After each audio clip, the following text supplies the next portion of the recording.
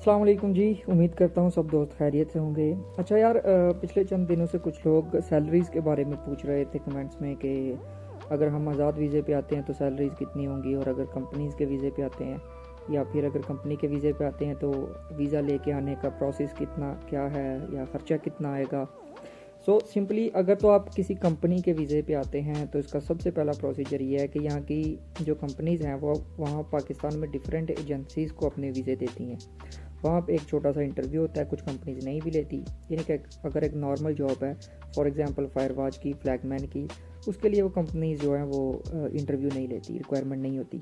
लेकिन अगर आप सुपरवाइज़र के वीज़ा पे आना चाह रहे हैं या किसी दूसरे प्रोफेशनल वीज़ा पे आना चाह रहे हैं तो उसके लिए आपको इंटरव्यू पास करना होता है। अब वो इंटरव्यू पास करने के बाद आप इजीली वो वीज़ा ले सकते हैं। कुछ एजेंट्स जो हैं वो 3-4 लाख आपसे फ़ी लेते हैं। कुछ कंपनी के पर्सनल एजेंट्स वहाँ पे होते हैं जिनकी कोई फ़ी नहीं होती। वो कंपनी की तरफ से वीज़ा होता है, और बाज़ औक़ात कंपनी टिकट तक भी आपको दे देती है। कुछ कंपनीज नहीं देती, आपको अपनी तरफ से टिकट करवाना पड़ती है। और या फिर कंपनी में आपका कोई रिश्तेदार हो, किसी कंपनी में किसी अच्छे ओहदे पे हो या उसके अच्छे ताल्लुकात हों किसी अच्छे ओहदे पे किसी कंपनी में, वो आपको वीज़ा दिलवा सकता है। ये तरीक़ाकार है एक कंपनी के वीज़े पे सऊदी अरेबिया में आने का। अब बात करते हैं आज़ाद वीज़े के लिए। आज़ाद वीज़ा जो है, यहाँ पे कोई भी एक इंडिविजुअल जो है, आपका रिश्तेदार, आपका जानने वाला, आपका दोस्त, यहाँ से आपके लिए आज़ाद वीज़ा लेके कफ़ील से भेज सकता है। क्योंकि अगर वो यहाँ पे काम कर रहा है, अगर उसका कफ़ील अच्छा है, या वो किसी दूसरे कफ़ील को प्रेफर करता है आपको, यानी कि depend on situation, depend on कौन सा कफ़ील आपके लिए अच्छा रहेगा, वो जो भी कफ़ील आपको रिकमेंड करेगा उससे वो वीज़ा लेके आपको भेज देगा। अब ये जो वीज़ा फ़ी है ये डिफरेंट है, लेकिन नॉर्मली ये 3,000 से लेकर मिनिमम 3,000 से लेकर मैक्सिमम 4,000 के दरमियान में रहती है। ये 3 से 4,000 का आपने वीज़ा लेना सऊदी अरेबिया से, और उसके बाद पाकिस्तान में वीज़ा जाएगा। 10-20 हज़ार उधर से वीज़ा लगवाई की फ़ीस लेते हैं। मेडिकल वगैरह का जो नॉर्मल प्रोसेस है, ये सब पास करने के बाद आपका वीज़ा वहाँ पे जाता है। वीज़ा जब आपका वीज़ा लग जाता है, टिकट करवा के आप यहाँ पे आ जाते हैं। अब सऊदी अरेबिया में आने के बाद तकरीबन जो है वो 3 माह आपको मिलते हैं वीज़े के साथ में। आप बिना इकामा के रह सकते हैं, यानी कि जो आपका वीज़ा होता है वो 3 माह का होता है, और उसके बाद आपके लिए लाजिम है कि आप अपना इकामा अपडेट करवाएं, आप अपना इकामा लगवाएं। और ये जो 3 माह है, अगर तो आप इंडिविजुअल हैं, आज़ाद वीज़े पे काम कर रहे हैं, तो कोई भी आप प्रोफेशनल जॉब नहीं कर सकते। कोई भी कंपनी आपको तब तक यहाँ पे जॉब नहीं देगी जब तक कि आपका इकामा नहीं बन के आ जाता, आप अपना इकामा नहीं लगवा लेते। अब 3 माह के बाद जब आपने इकामा लगवा लेना है, उसके बाद आप किसी भी कंपनी में कोई भी प्रोफेशनल जॉब कर सकते हैं जब तक कि आपका इकामा वैलिड है। और इकामे की जो फ़ी है यहाँ पे अभी डिफरेंट है। मसलन अगर ये डिपेंड करता है आपके जो कफ़ील है उसकी डॉक्यूमेंटेशन पे। अगर आपका कफ़ील के पास जो अरामको का वेंडर कोड है, मुकीम है, चैम्बर है, तो तकरीबन 15 से 16 हज़ार इसकी नॉर्मल जो है वो कफ़ालत चल रही है। यानी कि 1 साल की कफ़ालत है ये आपके कफ़ील की, अगर आप अरामको में काम करना चाहते हैं आके। अगर आप नॉर्मल काम करना चाहते हैं तो उसके लिए जो है वो कुछ शेल कंपनीज़ होती हैं जो आपको इकामा प्रोवाइड कर देती हैं 5,000 6,000 में, और कुछ आपको बाद में कफ़ालत पे करना होती है। अब मैं आपको एक छोटी सी आपकी कन्फ्यूजन दूर कर देता हूँ। इकामा और कफ़ालत 2 डिफरेंट चीज़ें हैं। अब जो इकामा है, यानी कि अगर हमारा इकामा 16,000 है, और वो 16,000 जो है वो गवर्नमेंट की फ़ी होगी, और जो कफ़ालत है वो हमने अपने कफ़ील को पे करनी होती है पर्सनली 500। ये अगर आपको सादा ज़ुबान में समझाऊँ मैं, तो ये आप जो आज़ाद रह रहे हैं उस वीज़े पे आपके अपने कफ़ील के कंट्रोल से बाहर हैं, यानी कि अपने कफ़ील के अलावा जो आज़ाद आप किसी भी दूसरी कंपनी के साथ इंडिविजुअली काम कर रहे हैं, ये उस चीज़ की फ़ी कफ़ील आपसे पर्सनली लेता है। इस चीज़ को कफ़ालत कहा जाता है। अब जनरली अगर आप यहाँ पे अरामको के लिए काम करना चाहते हैं तो नॉर्मली आपको तकरीबन साल के 20,000 पे करना होता है अपने कफ़ील को। कफ़ालत और इकामा फ़ी और छोटी मोटी फ़ी होती हैं, मुकीम की फ़ी, चैम्बर की फ़ी, यानी कि आपको नॉर्मली आपके 20,000 नॉर्मली लग जाते हैं 1 साल के।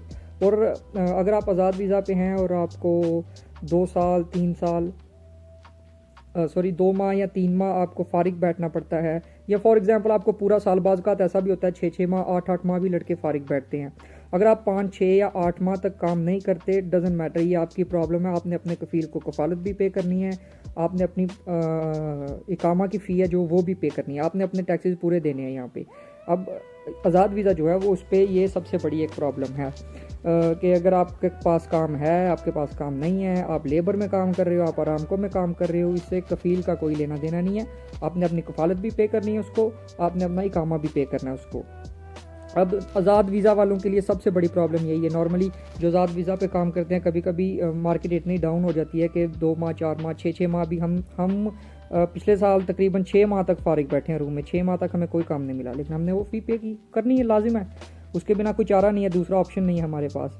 और अब आ जाते हैं सैलरीज़ की तरफ। अब अगर आप कंपनी के वीज़ा पे आते हैं, कुछ कंपनीज ऐसी हैं, मैंने ऐसे इंडियन वगैरह देखे हैं, इंडियन पाकिस्तानी तो खैर नहीं आते इतनी कम सैलरी पे, इंडियन मैंने या बंगाली ज़्यादा मैंने देखे हैं, वो 800 रियाल, 700 रियाल, 1000 रियाल पे काम कर रहे हैं किसी भी कंपनी में। अब नॉर्मली जो कंपनी आपको बिल्कुल फ्री वीज़ा और टिकट देती है ना, वो कंपनी आपको इतनी ही सैलरी देगी, 800, 900 या 1000। और वैसे जनरली जो कंपनीज़ में सैलरी चल रही है, अगर आप लेबर में हैं, फायर वॉच में हैं, यानी कि आप जूनियर क्लास में काम कर रहे हैं, तो नॉर्मल जो सैलरी है वो तकरीबन 1300 से 1800 के दरमियान में है। बहुत अच्छी कोई कंपनी है तो वो 1700-1800 दे देगी। और कुछ कंपनीज ऐसी हैं कि अगर आप 2-3 साल उस कंपनी के साथ में काम करते हैं और आप सुपरवाइज़र बन जाते हैं, यानी कि प्रोफेशनली तो नहीं लेकिन प्रैक्टिकली आप काम में थोड़ा बहुत सुपरविजन सीख जाते हैं, तो वो कंपनीज आपको 2500-3000 तक वो सैलरी दे देती है। और जो WPR हैं या आरामको रिगर हैं, जितने भी ये सीनियर प्रोफेशन हैं, इनकी सैलरीज तकरीबन 3000 से स्टार्ट होके 5-6 हज़ार तक जाती है। इसके अलावा ओवर टाइम अलग से होता है। ऑफकोर्स वो जितनी भी ये कंपनीज़ के एम्प्लॉय हैं, कुछ कंपनीज़ ऐसी हैं जो कॉन्ट्रैक्ट में 8 घंटे लिखती हैं, कुछ कंपनीज़ ऐसी हैं जो कॉन्ट्रैक्ट में 10 घंटे लिखती हैं। इसके अलावा अगर आपके कॉन्ट्रैक्ट में 8 घंटे हैं या 10 घंटे, इसके अलावा अगर आप जो काम करेंगे उस पर 5 या 6 रियाल जो कंपनीज़ अपने एम्प्लॉय को देती हैं ओवर टाइम। तो अगर आपका ओवर टाइम लगता है, उसके अलावा जुमे की छुट्टी होती है, अगर आप जुमे वाले दिन काम करते हैं वो भी ओवर टाइम में ही गिना जाता है। सैलरी के अलावा ये ओवर टाइम होता है, बाज़ औक़ात नहीं भी लगता ओवर टाइम, बाज़ औक़ात आपको 12 घंटे की जॉब मिल जाती है। आपकी कंपनी के पास कोई ऐसा प्रोजेक्ट है या शटडाउन है जिसमें आपको 12 घंटे की ड्यूटी लग जाती है। लेकिन नॉर्मली जो प्रोजेक्ट चल रहे होते हैं शटडाउन के अलावा, उनमें 10 घंटे की ड्यूटी होती है। अब ये ओवर टाइम भी लग जाता है। और जो सीनियर हैं, जैसा मैं आपको बता रहा था, और अगर आप एज अ सीनियर किसी कंपनी में जॉब कर रहे हैं, किसी कंपनी के वीज़े पे आते हैं, मसलन WPR या रिगर या जितने भी ये प्रोफेशनल वीज़ा हैं, इनकी सैलरी नॉर्मली 3000 से स्टार्ट होके 5-6 बल्कि 7-8 हज़ार तक जाती है। अगर कोई इंजीनियर के वीज़ा पे है तो उनकी इससे ज़्यादा भी हो सकती है, 10-12 हज़ार भी हो सकती है। डिपेंड ऑन ये टोटली आप पे डिपेंड करता है कि आप में कितनी कैपेबिलिटी है। कंपनी आपको टेस्ट करेगी, आपके इंटरव्यू लेगी। अगर आप में बहुत ज़्यादा कॉन्फिडेंस है, आप थोड़े से एक्टिव पर्सन हैं, आप काम को अच्छे तरीके से जानते हैं, एक्सपीरियंसड हैं, एक्सपर्ट हैं अपने काम में, तो कंपनी आपको ज़्यादा भी पे करेगी।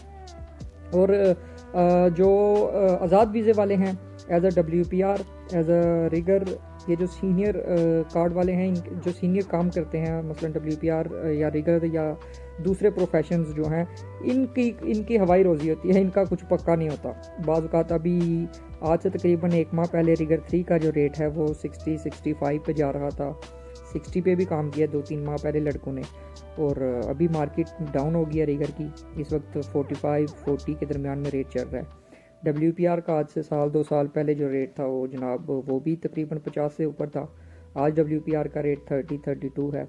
सो ये डिपेंड करता है मार्केट में, ये मार्केट ऊपर नीचे होती रहती है। लेकिन नॉर्मली अगर आप अपना कार्ड बनवाते हैं, आके आप खुद से आरामको की अप्रूवल लेते हैं, आज़ाद वीज़ा पे आ जाते हैं, तो नॉर्मली आप मिनिमम 8 से 10 हज़ार तक तो लाजिम कमा लेते हैं मंथली।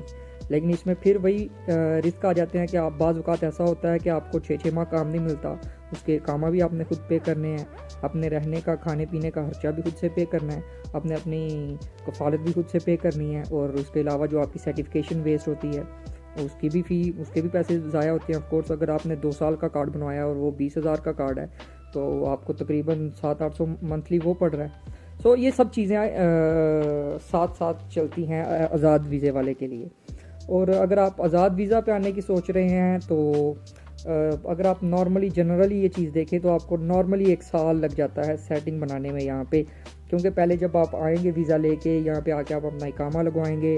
इकामा लगवाने के बाद जनाब आप स्केड्यूल करेंगे अपना स्केड्यूल करने के बाद स्केड्यूल भी आते आते तकरीबन 3-4 माह नॉर्मली लग जाते हैं। ये 3-4 माह आपको आज़ाद वीज़ा पे आप TUV रिगर, आप लेबर में काम कर सकते हैं या बाकी बहुत से दूसरे प्रोफेशंस में भी काम कर सकते हैं। इतनी देर यही करना पड़ता है जब तक आपके पास अरामको की सर्टिफिकेशन नहीं आती। ऑफ कोर्स आप यहाँ पे आके फारिग तो नहीं बैठ सकते ना, आपको मंथली इकामा पड़ रहा है, आपके खर्चे हैं, आपके दूसरे एक्सपेंस हैं, तो आपको नॉर्मली इन चीज़ों पे काम करना पड़ेगा। और इसके अलावा जो आज़ाद वीज़ा पे यहाँ पे आते हैं as a labour, as a junior, उनके तो हालात यार काफ़ी गंदे देखे हैं मैंने। उनको नॉर्मली जॉब, लेबर की जो जॉब है वो तकरीबन 15 रियाल 16 रियाल, इससे ऊपर नहीं मैंने देखी। 15-16 तक ही जाती है। या TUV रिगर जो है वो 18-20 तक कभी कभी चली जाती है। अगर मार्केट में बहुत ज़्यादा काम हो, बहुत ज़्यादा डिमांड हो, तो 18-20 तक चली जाती है, लेकिन नॉर्मली वो भी 14-15 रियाल तक ही रहती है, 15-16 रियाल तक। तो अगर आप एक आज़ाद वीज़ा पे आके यहाँ पे एज अ लेबर काम करने की सोच रहे हैं तो बहुत मुश्किल होगी आपको। मैं आपको यही रिकमेंड करूँगा कि आप कंपनी का वीज़ा लेके आएँ। हाँ, लेकिन अगर आप थोड़े वेल एजुकेटेड हैं, आपको इंग्लिश लैंग्वेज की थोड़ी नॉलेज है, आपके पास इतना कॉन्फिडेंस है कि आप आके टेस्ट वगैरह पास कर सकते हैं यहाँ पे, सो आपके लिए बेहतरीन ऑप्शन है जो है वो है आज़ाद वीज़ा के लिए। लेकिन इसके लिए आपको इन्वेस्टमेंट चाहिए। 4,000 का वीज़ा, 20-22 हज़ार रुपये आपको चाहिए इकामे का। आके अगर आपने स्केड्यूल करवाना है, 20-22 हज़ार आपको स्केड्यूल का, ये नहीं कि 40-50 हज़ार रियाल चाहिए। उसके बाद आके आप आराम को सर्टिफाइड होकर यहाँ पे काम कर सकते हैं। सो उम्मीद है आपको आज की ये वीडियो पसंद आई होगी। तो मिलते हैं इसकी नेक्स्ट वीडियो में, तब तक के लिए अपना ख्याल रखिएगा। अल्लाह हाफिज़।